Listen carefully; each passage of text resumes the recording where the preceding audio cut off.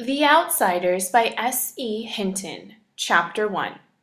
When I stepped out into the bright sunlight from the darkness of the movie house, I had only two things on my mind: Paul Newman and a ride home. I was wishing I looked like Paul Newman. He looks tough and I don't, but I guess my own looks aren't so bad. I have light brown hair, almost red hair, and greenish-gray eyes. I wish they were more gray, because I hate most guys that have green eyes, but I have to be content with what I have. My hair is longer than a lot of boys wear theirs, squared off in back and long at the front and sides.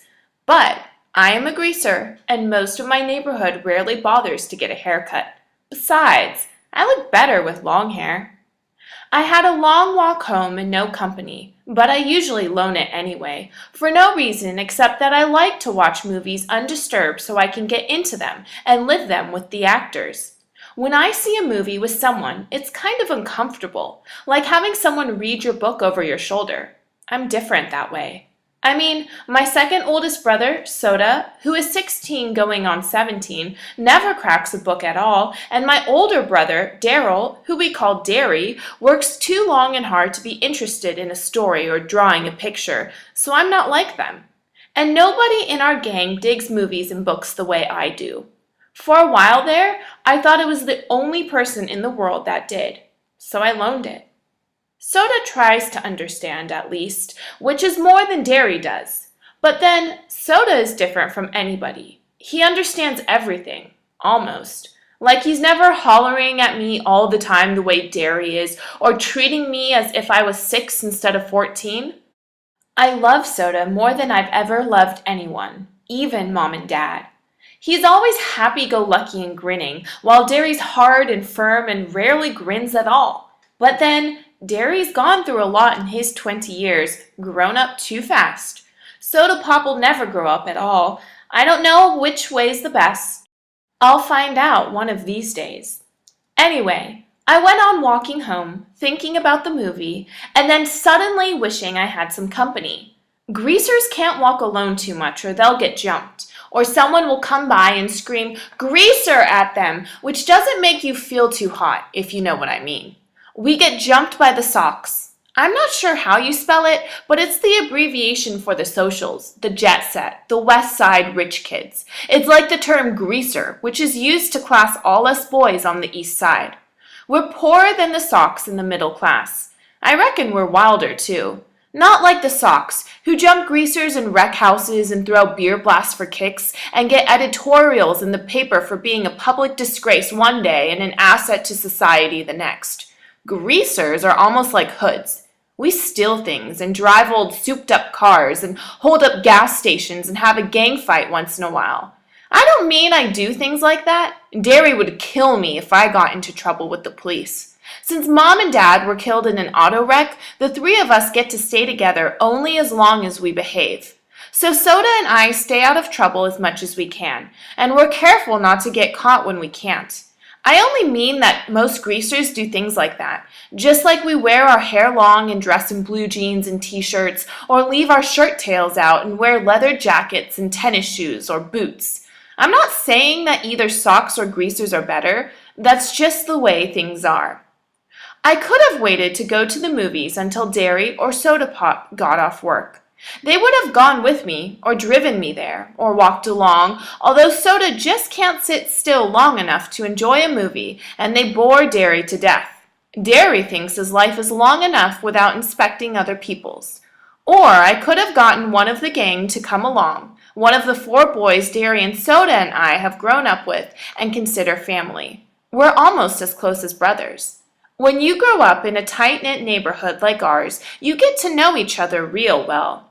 If I had thought about that, I could have called Derry and he would have come by on his way home and picked me up. Or Two-Bit Matthews, one of our gang, would have come to get me in his car if I had asked him. But sometimes I just don't use my head. It drives my brother Derry nuts when I do stuff like that, because I'm supposed to be smart. I make good grades and have a high IQ and everything, but I don't use my head. Besides, I like walking. I about decided I didn't like it so much, though, when I spotted that red Corvair trailing me. I was almost 2 blocks from home then, so I started walking a little faster. I had never been jumped, but I had seen Johnny after 4 Socs got a hold of him, and it wasn't pretty. Johnny was scared of his own shadow after that. Johnny was 16 then. I knew it wasn't any use, though. The fast walking, I mean. Even before the Corvair pulled up beside me and 5 Socs got out, I got pretty scared. I'm kind of small for 14, even though I have a good build, and those guys were bigger than me. I automatically hitched my thumbs in my jeans and slouched, wondering if I could get away if I made a break for it. I remembered Johnny, his face all cut up and bruised, and I remember how he had cried when we found him, half conscious, in the corner lot. Johnny had it awful rough at home. It took a lot to make him cry. I was sweating something fierce, although I was cold. I could feel my palms getting clammy and the perspiration running down my back. I get like that when I'm real scared. I glanced up around for a pop bottle or a stick or something. Steve Randall, Soda's best buddy, had once held off 4 guys with a busted pop bottle, but there was nothing. So I stood there like a bump on a log while they surrounded me. I don't use my head. They walked around slowly, silently, smiling. "Hey, Grease," one of them said in an over-friendly voice. "We're gonna do you a favor, Greaser. We're gonna cut all that long, greasy hair off."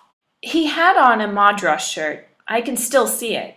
Blue Madras. One of them laughed, then cussed me out in a low voice. I couldn't think of anything to say. There just isn't a whole lot you can say while waiting to get mugged, so I kept my mouth shut. "Need a haircut, Greaser?" The medium-sized blonde pulled a knife out of his back pocket and flipped the blade open. I finally thought of something to say. "No." I was backing up, away from the knife. Of course, I backed right into one of them. They had me down in a second. They had my arms and legs pinned down, and one of them was sitting on my chest with his knees on my elbows. And if you don't think that hurts, you're crazy. I could smell English leather, shaving lotion, and stale tobacco, and I wondered foolishly if I would suffocate before they did anything. I was so scared, so bad, I was wishing I would. I fought to get loose, and almost did for a second. Then they tightened up on me, and the one on my chest slugged me a couple of times. So I lay still, swearing at them between gasps. A blade was held against my throat. "How'd you like that haircut to begin just below the chin?" It occurred to me then that they could kill me. I went wild. I started screaming for soda, dairy, anyone. Someone put his hand over my mouth, and I bit as hard as I could, tasting the blood running through my teeth. I heard a muttered curse and got slugged again, and they were stuffing a handkerchief in my mouth. One of them kept saying, "Shut him up, for Pete's sake, shut him up!" Then there were shouts and the pounding of feet, and the Socs jumped up and left me lying there, gasping. I lay there and wondered what in the world was happening. People were jumping over me and running by me, and I was too dazed to figure it out. Then someone had me under the armpits and was hauling me to my feet. It was Derry. "Are you all right, Ponyboy?" He was shaking me, and I wished he'd stop. I was dizzy enough anyway. I could tell it was Derry, though, partly because of the voice and partly because Derry's always rough with me without meaning to be. "I'm okay. Quit shaking me, Derry. I'm okay." He stopped instantly. "I'm sorry." He wasn't really. Derry isn't ever sorry for anything he does. It seems funny to me that he should look just exactly like my father and act exactly the opposite from him.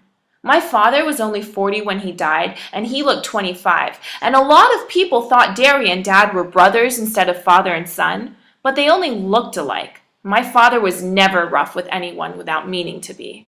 Derry is 6'2" and broad-shouldered and muscular. He has dark brown hair that kicks out in front and a slight cowlick in the back, just like Dad's. But Derry's eyes are his own. He got his eyes that are like 2 pieces of pale blue-green ice. They've got a determined set to them, like the rest of him. He looks older than 20, tough, cool, and smart. He would be real handsome if his eyes weren't so cold. He doesn't understand anything that is not plain, hard fact, but he uses his head. I sat down again, rubbing my cheek where I'd been slugged the most. Derry jammed his fists in his pockets. "They didn't hurt you too bad, did they?" "They did." I was smarting and aching, and my chest was sore, and I was so nervous my hands were shaking, and I wanted to start bawling. But you just don't say that to Derry. I'm okay. Soda Pop came looping back. By then I had figured that all the noise I had heard was the gang coming to rescue me. He dropped down beside me, examining my head. You got cut up a little, huh, Ponyboy? I only looked at him blankly. I did? He pulled out a handkerchief, wet the end of it with his tongue, and pressed it gently against the side of my head. You're bleeding like a stuck pig. I am? Look! He showed me the handkerchief, reddened as if by magic. Did they pull a blade on you? I remembered the voice. Need a haircut, greaser? The blade must have slipped while he was trying to shut me up. Yeah. Soda is handsomer than anyone else I know. Not like Derry. Soda's movie star kind of handsome, the kind that people stop on the street to watch go by. He's not as tall as Derry, and he's a little slimmer, but he has a finely drawn, sensitive face that somehow manages to be reckless and thoughtful at the same time. He's got dark gold hair that he combs back, long and silky and straight, and in the summer the sun bleaches it to a shining wheat gold. His eyes are dark brown, lively, dancing, recklessly laughing eyes that can be gentle and sympathetic one moment and blazing with anger the next. He has Dad's eyes, but Soda is one of a kind. He can get drunk in a drag race or dancing without ever getting near alcohol. In our neighborhood, it's rare to find a kid who doesn't drink once in a while, but Soda never touches a drop. He doesn't need to. He gets drunk on just plain living, and he understands everybody. He looked at me more closely. I looked away hurriedly because, if you want to know the truth, I was starting to bawl. I knew I was as white as I felt, and I was shaking like a leaf. Soda just put his hand on my shoulder. Easy, Ponyboy. They ain't gonna hurt you no more. I know, I said, but the ground began to blur, and I felt hot tears running down my cheeks. I brushed them away impatiently. I'm just a little spooked, that's all. I drew a quivering breath and quit crying. You just don't cry in front of Derry. Not unless you're hurt like Johnny had been the day that we found him in the vacant lot. Compared to Johnny, I wasn't hurt at all. Soda rubbed my hair. You're an okay kid, Pony. I had to grin at him. Soda can make you grin no matter what. I guess it's because he's always grinning so much himself. You're crazy, Soda. Out of your mind. Derry looked as if he'd like to knock our heads together. You're both nuts. Soda merely cocked one eyebrow, a trick he'd picked up from Two-Bit. It seems to run in this family. Derry stared at him for a second, then cracked a grin.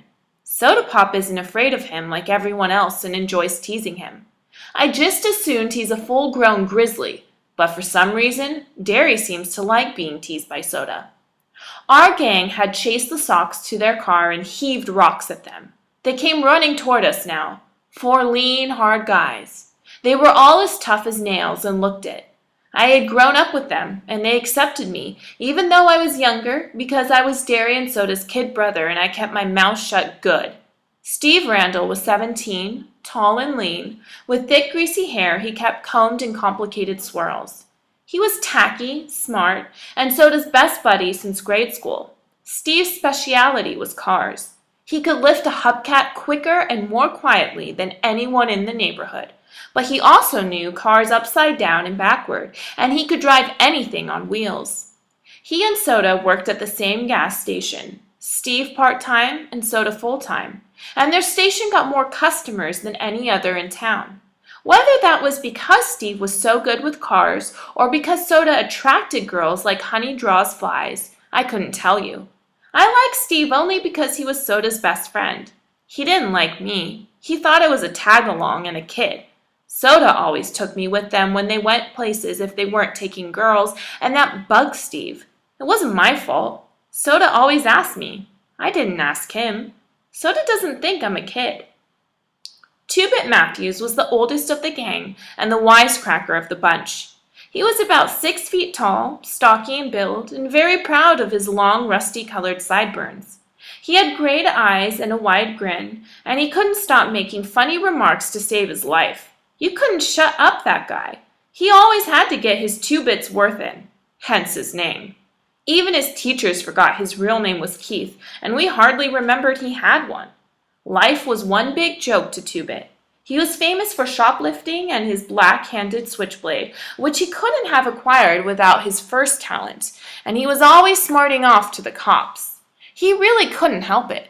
Everything he said was so irresistibly funny that he had just to let the police in on it to brighten up their dull lives. That's the way he explained it to me. He liked fights, blondes, and for some unfathomable reason, school. He was still a junior at 18 and a half, and he never learned anything. He just went for the kicks. I liked him real well because he kept us laughing at ourselves as well as at the other things. He reminded me of Will Rogers. Maybe it was the grin. If I had to pick the real character of the gang, it would be Dallas Winston. Dally. I used to like to draw his picture when he was in a dangerous mood, for then I could get his personality down in a few lines.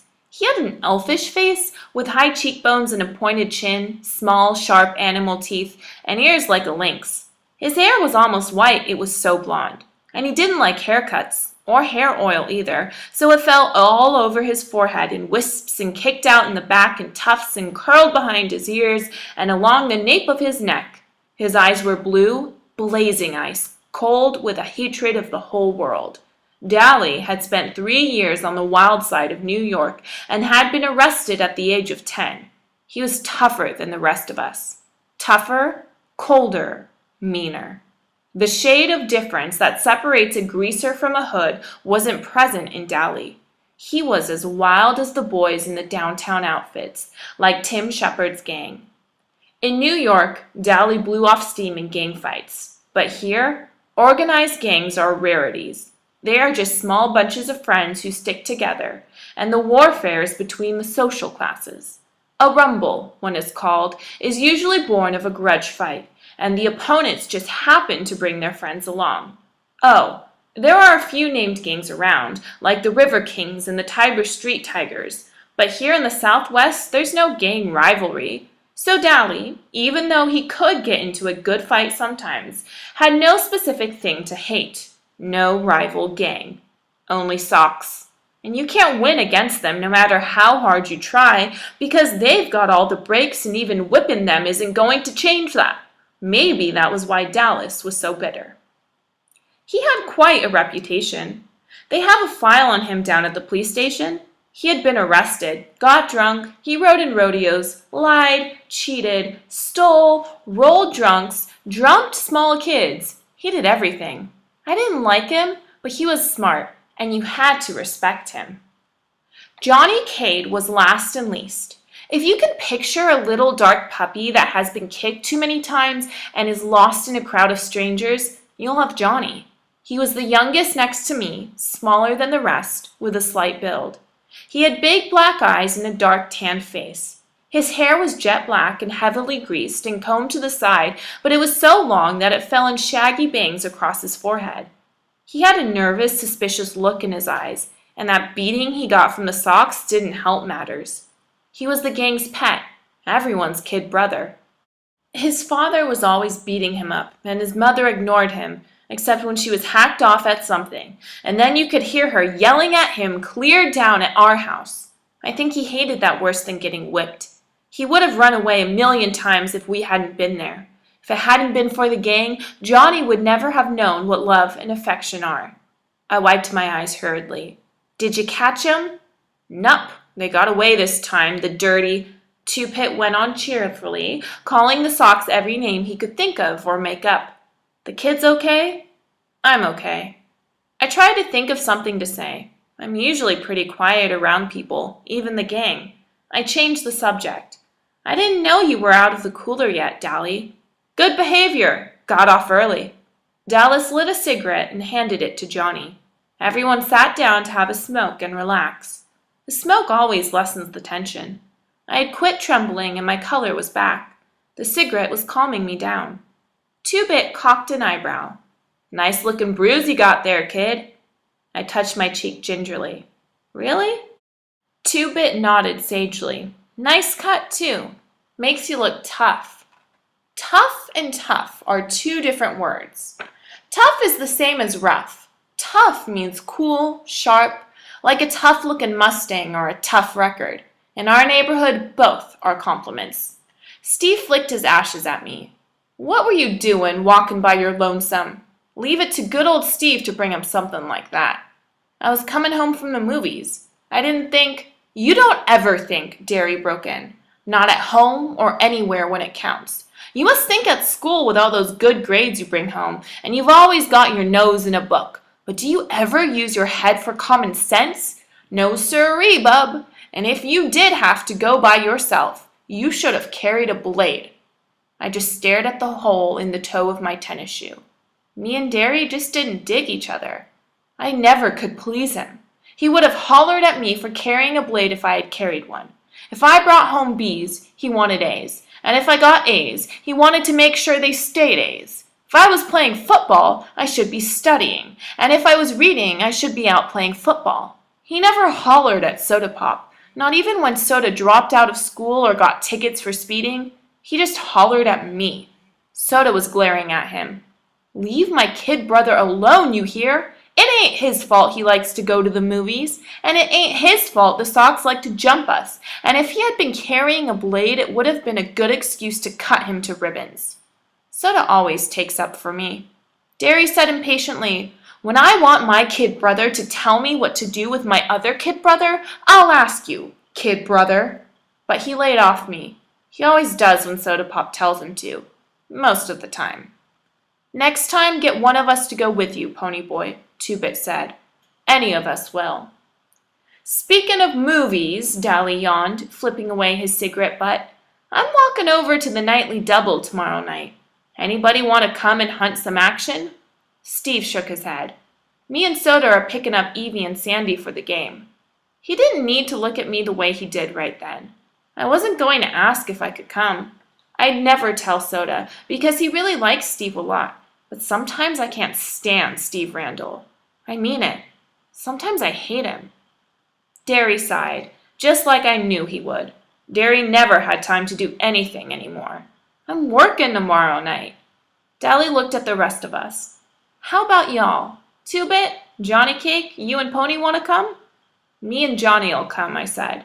I knew Johnny wouldn't open his mouth unless he was forced to. Okay, Derry? Yeah, since it ain't a school night. Derry was real good about letting me go places on the weekends. On school nights, I could hardly leave the house. I was planning on getting boozed up tomorrow night, Two-Bit said. If I don't, I'll walk over and find y'all. Steve was looking at Dally's hand. His ring, which he had rolled a drunk senior to get, was back on his finger. You break up with Sylvia again? Yeah, and this time it's for good. That little broad was two-timing me again while I was in jail. I thought of Sylvia and Evie and Sandy and Two-Bit's many blondes. They were the only kind of girls that would look at us, I thought. Tough, loud girls who wore too much eye makeup and giggled and swore too much. I liked Soda's girl, Sandy, just fine though. Her hair was natural blonde and her laugh was soft, like her china blue eyes. She didn't have a real good home or anything and was our kind, greaser, but she was a real nice girl. Still, lots of times I wondered what other girls were like. The girls who were bright-eyed and had their dresses a decent length and acted as if they'd like to spit on us if given a chance. Some were afraid of us, and remembering Dallas Winston, I didn't blame them. But most looked at us like we were dirt, gave us the same kind of look that the Socs did when they came by in their Mustangs and Corvairs and yelled "Grease" at us. I wondered about them. The girls, I mean. Did they cry when their boys were arrested, like Evie did when Steve got hauled in? Or did they run out on them the way Sylvia did Dallas? But maybe their boys didn't get arrested or beaten up or busted up in rodeos. I was still thinking about it while I was doing my homework that night. I had to read Great Expectations for English, and that kid Pip, he reminded me of us. The way he felt marked lousy because he wasn't a gentleman or anything, and the way that girl kept looking down on him. That happened to me once. One time in biology, I had to dissect a worm, and the razor wouldn't cut, so I used my switchblade. The minute I flicked it out, I forgot what I was doing, or I would never have done it. This girl right beside me kind of gasped and said, "They are right. You are a hood." That didn't make me feel so hot. These were a lot of Socs in that class. I get put into A classes because I'm supposed to be smart, and most of them thought if it was pretty funny. I didn't laugh, though. She was a cute girl. She looked real good in yellow. We deserve a lot of our trouble, I thought. Dallas deserves everything he gets and should get worse if you want the truth. And Two-Bit, he doesn't really want or need half the things he swipes from stores. He just thinks it's fun to swipe everything that isn't nailed down. I can understand why Soda Pop and Steve get into drag races and fight so much, though. Both of them have too much energy, too much feeling, with no way to blow it off. "Rub harder, Soda," I heard Derry mumbling. "You're gonna put me to sleep." I looked through the door. Soda Pop was giving Derry a back rub. Derry is always pulling muscles. He roofs houses, and he's always trying to carry 2 bundles of roofing up the ladder.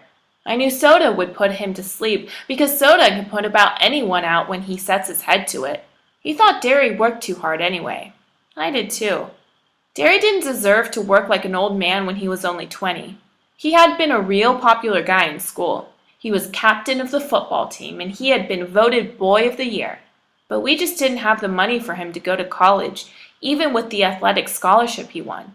And now he didn't have time between jobs to even think about college. So he never went anywhere and never did anything anymore except work out at gyms and go skiing with some old friends of his sometimes. I rubbed my cheek where it had turned purple. I had looked in the mirror, and it did make me look tough. But Derry had made me put a Band-Aid on the cut. I remembered how awful Johnny had looked when he got beaten up. I had just as much right to use the streets as the Socs did, and Johnny had never hurt them.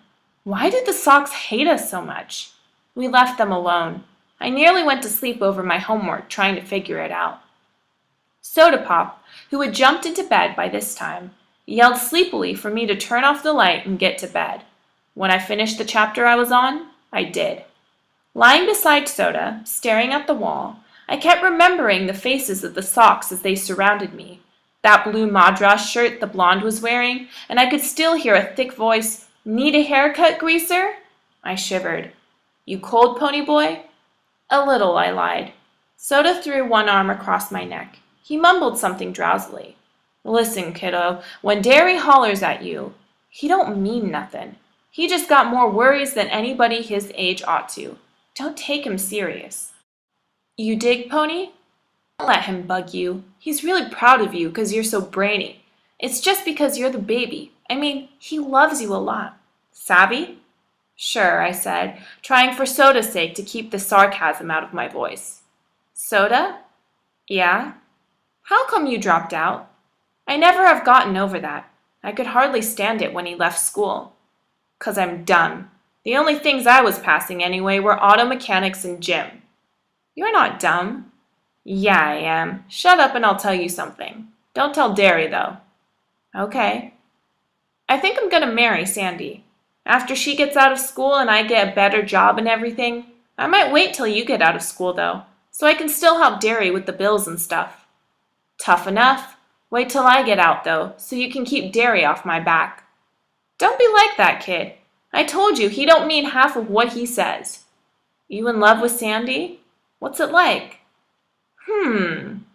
He sighed happily. "It's real nice." In a moment his breathing was light and regular. I turned my head to look at him, and in the moonlight he looked like some Greek god come to earth. I wondered how he could stand being so handsome. Then I sighed. I didn't quite get what he meant about Derry. Derry thought I was just another mouth to feed and somebody to holler at. Derry loved me? I thought of those hard, pale eyes. Soda was wrong for once, I thought. Derry doesn't love anyone or anything, except maybe Soda. I didn't hardly think of him as being human. I don't care, I lied to myself. I don't care about him either. Soda's enough, and I'd have him until I got out of school. I don't care about Derry. But I was still lying, and I knew it. I lie to myself all the time, but I never believe me. End of chapter 1.